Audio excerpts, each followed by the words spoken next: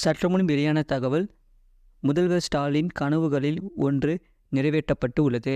ஆட்சிக்கு வந்தபோது ஸ்டாலின் கொடுத்த முக்கியமான வாக்குறுதிகளில் ஒன்று தற்போது நிஜமாக்கி உள்ளது. அது சொல்ல பார்க்க போகிறோம். நீங்கள் நம்ம சேனலும் சப்ஸ்கிரைப் பண்ணாமல் இருந்தீங்கன்னா மறக்காமல் லைக் பண்ணிக்கோங்க, சப்ஸ்கிரைப் பண்ணிக்கோங்க. பங்கு வீடியோக்குள்ள போகலாம். தமிழகத்தில் கடந்த ஓராண்டில் மட்டும் மின்னணு சான்றிதழ்கள் மிக அதிக அளவில் வழங்கப்பட்டு உள்ளன. வருவாய் துறையினை நாடி வரும் பொதுமக்களுக்கு விரைவான சேவையினை அளித்திடும் வகையில் இப்படி மின்னணு சான்றிதழ்கள் வழங்கப்படுகின்றன. தகவல் தொழில் நுட்பத்துறை மற்றும் தேசிய தகவல் மையத்தின் தொழில்நுட்ப உதவியோடு அனைத்து மாவட்டங்களிலும் மின் ஆளுமை திட்டம் செயல்படுத்தப்பட்டு வருகிறது.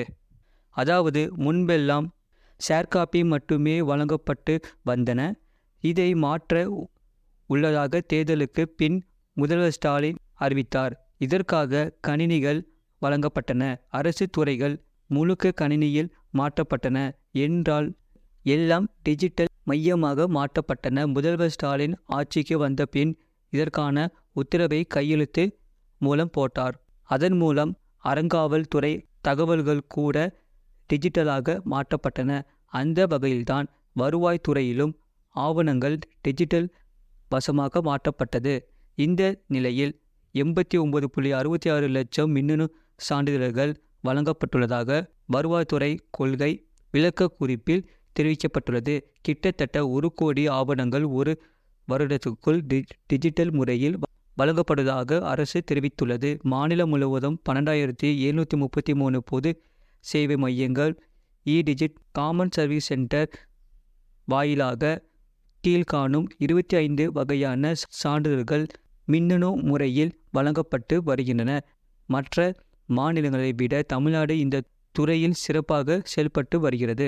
சாதி சான்றிதழ், வருமான சான்றிதழ், இருப்பிட சான்றிதழ், முதல் தலைமுறை பட்டதாரி சான்றிதழ், கணவரால் கைவிடப்பட்ட பெண்கள் சான்றிதழ், விவசாய வருமான சான்றிதழ், சிறு குறு விவசாயி சான்றிதழ், கலப்பு திருமண சான்றிதழ், விதவை சான்றிதழ், வேலையில்லாதவர் என்பதற்கான சான்றிதழ், குடிபெயர்வு சான்றிதழ், இயற்கை இடர்பாடுகளிலால் மாணவர்கள் பள்ளி அல்லது கல்லூரி சான்றிதழ்களை இழந்தமையை உறுதி செய்யும் சான்று, ஆண் குழந்தை இல்லை என்பதற்கான சான்றிதழ், திருமணம் ஆகாதவர் என்பதற்கான சான்றிதழ், வாரிசு சான்றிதழ், வசிப்பிட சான்றிதழ், சொத்து மதிப்பு சான்றிதழ், அடகு வணிகர் உரிமம் சான்றிதழ், கடன் கொடுப்போர் உரிமம், இதர பின்படுத்தப்பட்ட வகுப்பு சான்றிதழ், பொருளாதார ரீதியில் பின்தங்கியவர் என்பதற்கான சான்றிதழ், வருமானம் மற்றும் சொத்துக்கள், ஜெயின் மதத்திற்கான சிறுபான்மையிற்கான சான்றிதழ், ஆதரவற்ற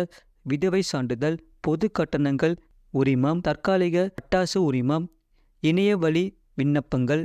மேற்கண்ட ஆவணங்கள் டிஜிட்டல் முறையில் கொடுக்கப்பட்டதன் பின் மூலம் முதல்வர் ஸ்டாலின் கனவுகளின் ஒன்று நிறைவேற்றப்பட்டு உள்ளது. ஆட்சிக்கு வந்தபோது ஸ்டாலின் கொடுத்த முக்கியமான வாக்குறுதிகளில் ஒன்று அனைத்தையும் டிஜிட்டல் மையமாக மாற்றுவது. தற்போது அது நிஜமாகி உள்ளது. அடுத்த வருடத்துக்கு இதைவிட கூடுதல் இலக்கு நிர்ணயிக்கப்படும் என்று எதிர்பார்க்கப்படுகிறது. இது போன்ற செய்திகளை உடனுக்குடன் அறிந்து கொள்ள மறக்காம சேனலை சப்ஸ்கிரைப் செய்யுங்கள். மற்றவர்களுக்கு தெரியப்படுத்த ஷேர் செய்யுங்கள்.